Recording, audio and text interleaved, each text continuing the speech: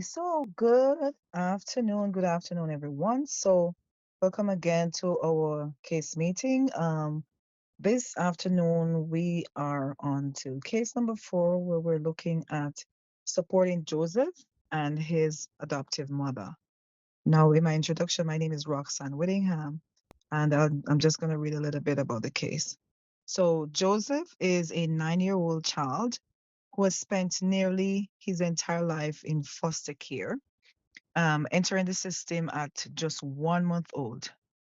Recently, he was adopted into a loving family with 4 biological children, and they range from the ages of 3 to 16. While the adoption represents a significant step towards some stability, Joseph is exhibiting severe social and emotional challenges that are common among children with early attachment disruptions. Now, his adoptive mother reports that he struggles to regulate his emotions. He becomes distressed when she attempts to leave the home without him. He clings to her for reassurance and has recently begun physically lashing out at the younger children. These behaviors have prompted her to seek some support. So, this case study here explores Joseph's needs through a trauma informed lens, a developmentally sensitive lens, and outlines how professionals such as ourselves can support his adoptive mother in understanding and responding to his behavior. Now, as we continue, I'm just gonna look a bit into how we understand Joseph's developmental and trauma history. So, as I said earlier, Joseph's early experiences are central to understanding his current behaviors. We have to understand where he's coming from.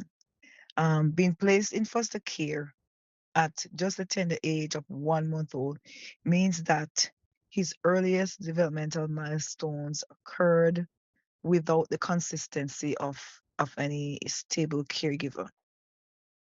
Early childhood, as we know, is a critical period for brain development, right? Particularly in areas related to emotional regulation, things like stress response, and also attachment formation.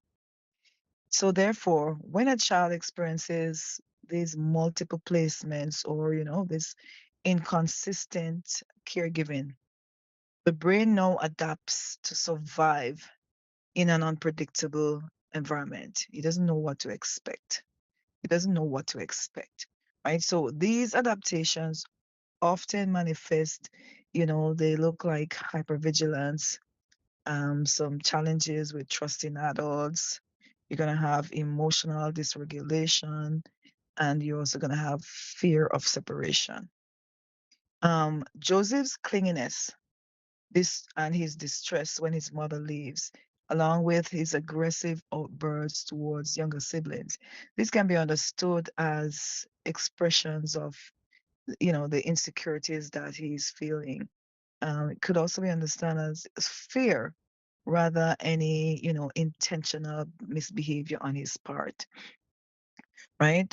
For a child with trauma history, the transition into a new family, even if the family is a loving one, this can trigger old fears of abandonment, right? Because he's accustomed to that. Um, the presence of 4 siblings could also intensify his, feelings of competition for attention, right? Um, there's uncertainty about his space or his place in the family, and of course, there's fear that affection is limited, and therefore it must be protected. So you're gonna have that struggle for, hey, look at me, right? Um, Now, once we understand these behaviors as trauma response, rather than looking at it like defiance, it's going to be essential the way we look at it, right? So what we need to do is to shift the focus from, you know, the lens of saying, punishment to support, or we have to shift from what's wrong with him to what has he experienced. And we can see that from the history of his case. And then we can look at what does he need to feel safe. So those are some of the things that we would want to look at for Joseph based on what we have gathered from his history. And I'm just going to pause there and pass it over to one of you to pick up from where I left off. Thank you so much. Thank you so much, Roxanne. And I'd like to just go on. And just as you have laid the foundation, it is important to reassure the new and adopted mom that this has to go through a trauma informed and um, knowing his background, the fact that he's dealing with attachment insecurity and anxiety. And that also, like you said, triggers abandonment, especially because children who experience instability um, early often fear losing this caregiver, and which is a valid fear for yourself because now he's feeling like, now that I have this, I don't want to lose it. And it can lead to separation anxiety, which can be seen by clinginess and controlling behaviors exhibited by the jealousy that he might be feeling. And reframing this behavior is important, and reframing it early as a response to early Mhm, adversity rather than thinking about it as a misbehavior can help to reduce frustration because mhm, this might lead to a sense of frustration and also promote empathy amongst his new siblings. Another thing that we want to do now is that another thing that we want to do now is to encourage the mother to focus on predictable nurturing interactions. It would be nice for him to have a routine, for the family together also to have a routine. Since he's 9 years, I expect that he's of school age so that it has some form of predictability and then he can mhm, know what the next thing is. Okay, at this time we wake up, at this time we go freshen up, at this time you have breakfast, school time, this is what you do, this is extracurricular mhm, activity for sibling A, for sibling B, for sibling C, so that you know that okay, if mama has to go with sibling B to a soccer practice, she's not leaving you, she's just being there for right, that particular sibling. So for everyone to know, okay, this is where everybody falls in, and on the off chance that something happened, there's an emergency, it's not going to be too much in his face. It's going to be like, okay, maybe he's one of those things. He would probably even now begin to make excuses for, okay, maybe she has to go for somebody else, something. Maybe this, maybe that. And also involving him. If mama has to go with sibling A to a soccer practice, um going together will make him feel interested in that sport, and it might be one thing where he would not have to be left home with the other kids if he has to go there, and then he can also begin to form bonds with his siblings. Now, so another way that I'm looking at also is to teach emotional regulation skills, like let him know that okay, you don't have to lash out. If you feel this type of way, here's what you can do. Count to 10. Take a deep breath. Go to a quiet corner if you feel like things are getting too much for you. And also when he's the one exhibiting those signs and another party is feeling frustrated, it's best for everybody to learn the skills, so that if mhm, Joseph is lashing out and he sees the 16-year-old sibling taking a deep breath before reacting, it feels like, okay, this is what we do here. We don't just shout, we don't just yell, we breathe in and we present our case reasonably. Modeling such behavior for him will be important in helping him to get some form of grounding for himself as well, and to be able to um, regulate his emotions. And another thing that I would like to also say is um, maybe from a personal perspective, when I was younger, my dad and I we used to do this because I am an adopted child actually. So my dad and I would Oh, okay. he would take me out to like dates, sort of, like take me. Nobody, no mommy, no every other child, just me to a date. Okay, so this is about you. Is there anything going on with your life? Is there so that there's that sense of belonging, like, okay, I'm also a child. I may not be a biological child, but by every right, I'm a child. One thing I always say is that adoption is the best kind of way to join a family because with every other child, you had no choice, but you chose me, letting Joseph know that there's a choice in this case. I choose you and I would always choose you. If you need me, I'll be there for you and I choose you. So I think these are the few points that I would like to give in to let us um discuss more on. That's beautiful. That's Um, beautiful. Patricia, I'm actually glad you brought that last point up because I did have a point in my notes here about the importance of spending one-on-one time together for Joseph. Yeah. Um, so pretty much exactly what you just said. I think spending regular one-on-one time can help strengthen a bond between Joseph and his adoptive mother because just in that individual attention can help Joseph feel like valued and secure and Yeah. just like that reassurance that he is an important part of the family. It doesn't even have to be something like complicated or like a Yeah. long amount of time, like just simple activities can really help build that trusting connection. And then my point that I had also to add was from a therapeutic perspective that it might be helpful for Joseph and his family to work with a child therapist who has experience with adoption, with trauma and attachment related concerns. I think a therapist could help Joseph process his early experiences. It can help him develop emotional regulation skills, like you guys mentioned previously, and just improve his ability to communicate his feelings properly. Um, I think therapy approaches like play therapy or attachment based therapy might be beneficial for his age. I think family therapy can also help the parents learn strategies to respond to Joseph's needs while also supporting and keeping like a healthy dynamic.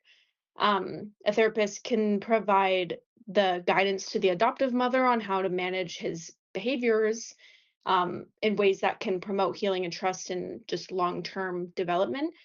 And lastly, I think even just support groups or community resources for adoptive parents can help the mother feel like less isolated and provide her with practical advice from others who might have lived and like have similar experiences. So I can pass it to Satemi if you have any points that you want to add. Okay, yeah, thank you, ladies, for your contribution. I'd just like to point on some aspects in terms of Joseph's behavior through the trauma lens. And the first thing we have to actually do is understand Joseph's behavior.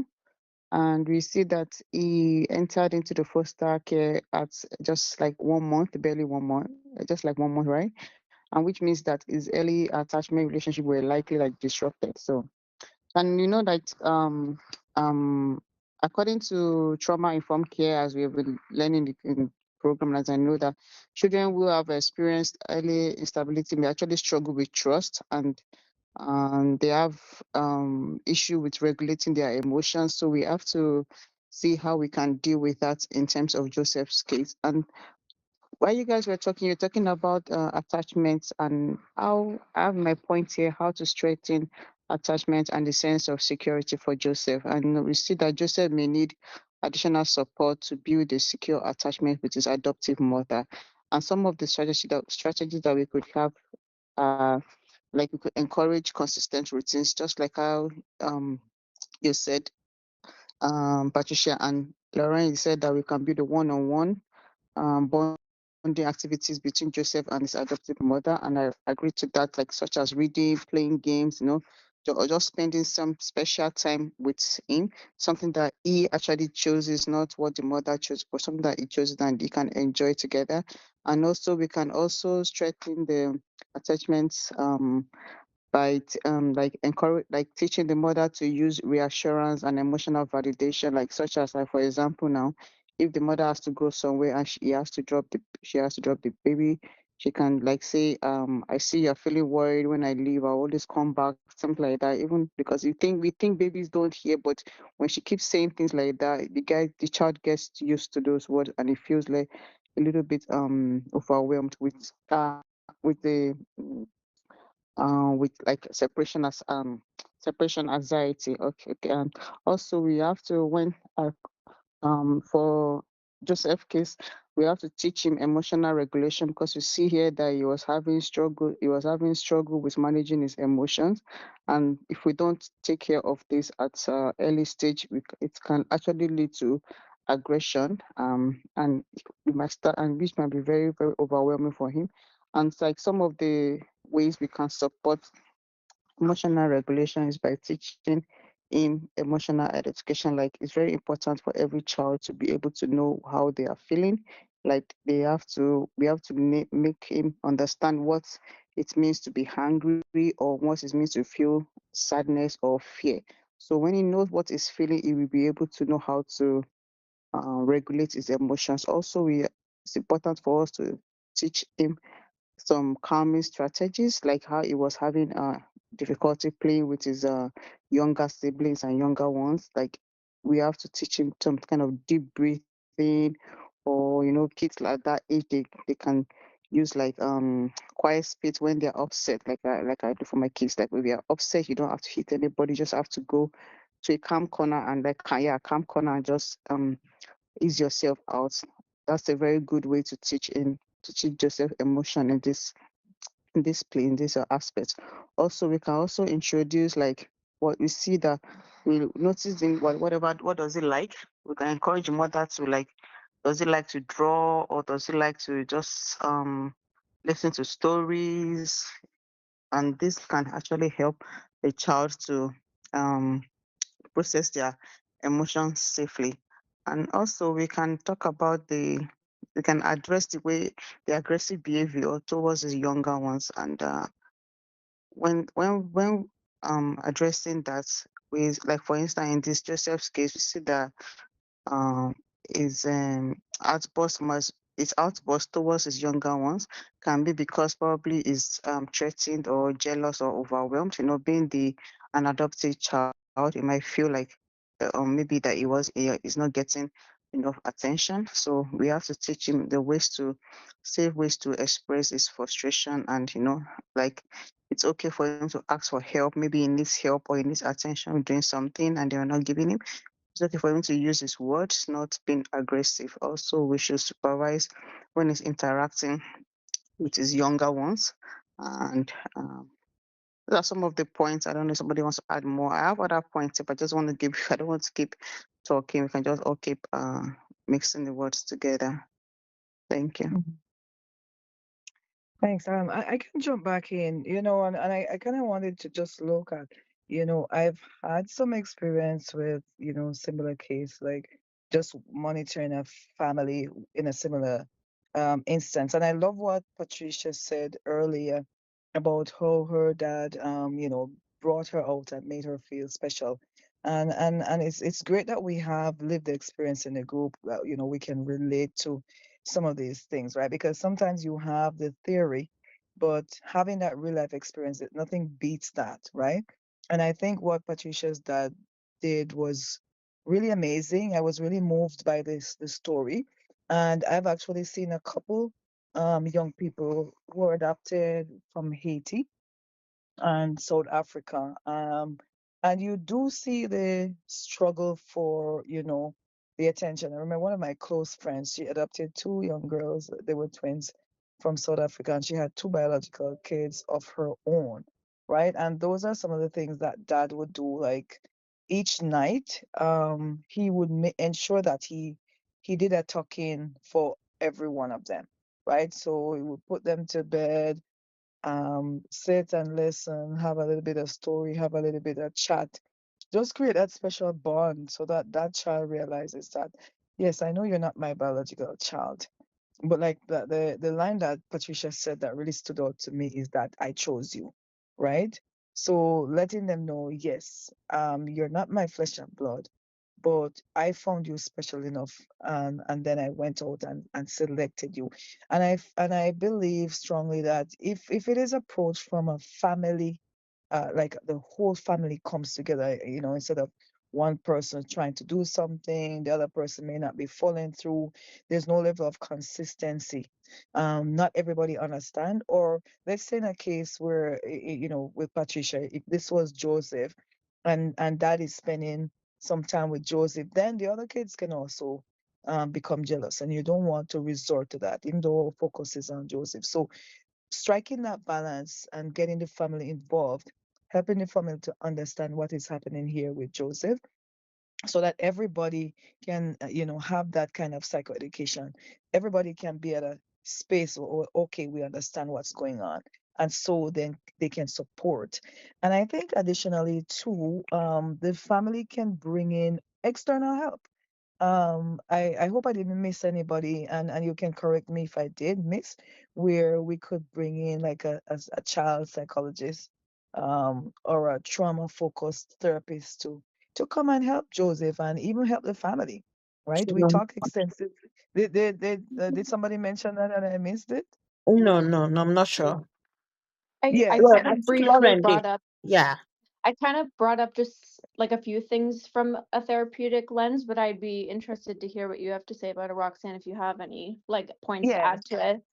Yes. So I was just saying, just getting a professional to come in and help the family, because what we can do is, while we're focusing on Joseph, we also have to focus on the family as a unit, right? And once the family is functioning as a unit, everybody has that education and knows what's going on, knows what to look out for, right? Understand the little nuances here and there, right? Then you're gonna have a better functioning, and you're gonna have, like, the family running as one, as for lack of a better word, like a one oiled machine. So getting like a child psychologist to come in and help Joseph, to deal with his attachment pieces, dealing with the emotional regulation and all of those bits and pieces, right? Maybe have a little bit of cultural lens, right? Because we Mhm. know he's adopted, right? So Yeah. dealing with the cultural aspect. What background is he coming from? Right? Because it talks more about him joining this family. There was not much talk about where he's coming from. Coming Do you agree from. with what I'm saying? Yeah, I understand that. Yeah. And I was going to ask a question. I don't know what the back home adoption is informal, mostly informal, right? It's done through marriages within families. You rarely hear of it outside. Like it's no government intervention and all that. What is the difference between fostering and adoption? Because we may need to explain it to Joseph so that he knows that, oh, this is different from what I've been going through before. How many houses has he been to, like in fostering? How many foster homes has he been to? Because that's 9 years of his life in foster. Maybe he's been to four families and he's like, okay, maybe this is gonna be the same thing. So we have to like show him, if there's like a paperwork to show him to say, look at this paper. That means now you're with us. Now you stay. Now you get to lay roots and grow and thrive here. I don't know what the difference is. Maybe you can explain it to me, such that those are some things that we can show to him to say, so Joseph, this is home now. You're not going anywhere until maybe you want to, or maybe at 18 and you're grown and you need to be independent. But this is it now. You need to relax. You need to like calm down so that it gets off that is it the Hypervigilance, hypervigilance. hypervigilance, paranoia, and overstimulated. Like, okay, what's next? What next? Waiting for the next shoe to drop. So if there's some form of thing that we can show him to say, this time it's different. Mm. That's Yeah, that's a it's a good pertinent point. point. Lauren, you want to jump in on that? Oh, no, I was just gonna say that was a great point. Yeah, I agree that that's important to find out for sure. Especially because if he's been in foster care since he was 1 month old, and we don't really have background on what his experiences were in Mm, foster care or what families he's been with, like you said, and that could be a huge factor because it might have been negative experiences. So he's exactly. expecting this one to be negative as well. So yeah, Hmm. I agree with you for that. So to me, I don't know if you wanted to contribute to this, or I could just go ahead if. Yeah, you can go ahead. Nice contribution. I just wanted to, I don't know, touch base on another, like how we can support the adoptive family, if that's okay. No, Like, before you move on to that, because we don't want to mhm. lose the point. The questions that Patricia asked were very, very pertinent ones, and I don't want us to lose sight of that. So Okay, yeah, she sure. asked, You "What's the can go difference ahead. between the foster care and adoption?" And from my knowledge, I'll just speak from my knowledge, and if if you see where I didn't clarify, then you can also jump in. But Oh, I think. from what I know with foster here, what I've seen in the system here and working here in Canada. Foster care is Mhm. seen to me like a more it's like a temporary kind of setting, Yeah, right? sure. The child is there with a family for safety and security until it's kind of Before an they get an until adoptive kind. family. Right, right. And then Mhm. adoption now is more like a final legal thing. Decision. It's Yeah. interesting that Patricia mentioned that, right? Like in back home, sometimes adoption doesn't go by paper. An aunt can just take a child or an uncle or whatever, Mhm. and it's classified as an adoption. Whereas Mhm. here in Canada, from my knowledge, I'm not going, all of these have to be formal legal paperwork and sometimes extensive and take years, right? And so the child is shifted from one foster home to another until that final paperwork is done. So we could understand now, like we said, since he's been moving around since 1 month old, he knows that, okay, this is what I've been going through. I'm here with this nice family, but it's going to come to some kind of end, right? So like we mentioned, that hypervigilance, we're still thinking, okay, you know what, it doesn't even make sense I get attached, it doesn't make sense I get comfortable, right? They're just going to ship me off anyway, right? So all of Yeah. that could be playing in the background, and from coming from such a tender age, he may not have learned very early how to articulate that, so that could have manifested in some of the behaviors, like the attachment issues and the angry outburst and the jealousy and all of that. And we don't know what happened to in some of the other families that he's been, shipped from one place. How did they treat him? How was he made to feel? Was he made to feel apart? Or did they remind him that, so some of the families too, the kids can be mean, where they could be saying, "This is my mom. This is not really your mom." You know what I mean? So we don't know Absolutely. what happened in the over those 9 years that caused him to be at that, the mindset and the behavior that is exhibiting. So tell me, you can jump in. You're absolutely correct. Like with that's my understanding about foster and adoption too. Yeah, foster, like you have to the child is staying with that family until they find a permanent adoption family for the child. And as you said, it can take years. I've seen stories where it took like years for them to adopt. Maybe it wasn't even a baby before they adopt, like baby got to like 3 4 years before they're able to adopt baby legally. And yeah, Patricia was right. Back home we don't usually, it's like nothing like adoption. Like it's just, oh, my uncle, my auntie just took me in and that was it. So yeah, you're absolutely correct. So because I was just jumping, I was just talking about how to support the adoptive family. Like in Joseph's adoptive parents, they may benefit from education and professional support. We can help them. Like we can refer the family to trauma-informed family therapy or attachment-based therapy because of how Joseph is feeling, no, so that they can really understand how Joseph might want to be loved because he might have experienced different type of trauma in the foster cares he has been going to before he was finally adopted. Also, we can also teach them how to be patient and how to have consistent discipline for Joseph and emotional coaching, and also encouraging family communication and sibling understanding. And this can help the other children learn why Joseph may need like extra support. So with that, like they have to talk to the other children on how they can interact with Joseph more, so that um so that he will just like feel more comfortable in the house. That's what I wanted to chip in. So that I don't forget that was what I wanted to say. Thank you.